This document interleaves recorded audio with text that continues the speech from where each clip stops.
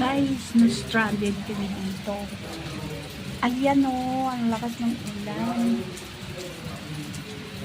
Di ba pag sa US, pag umuulan is blessing.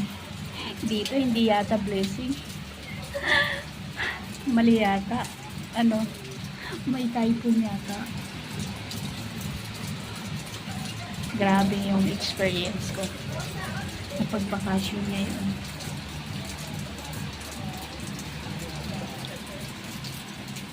Pero tuloy pa rin.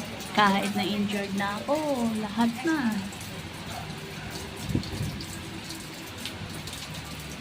Diba? Sulit-sulit.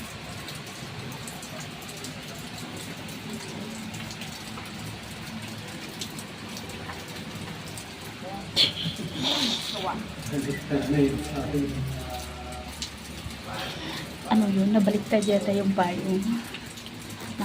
Oh, yan. Medyo wala ng ulan. So,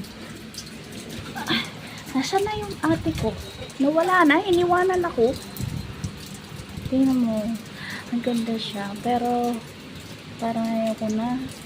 Baka lalo ako magkasakit dito. Nang ulanan na. Nagsaktan yung paa ko. Parang anong susunod. Diba? Oh, I think wala na, pwede na. Parang ayaw ko nang ituloy ang tour.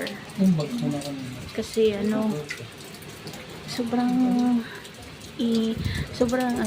maulan, tapos may init. Magkakaroon tayo.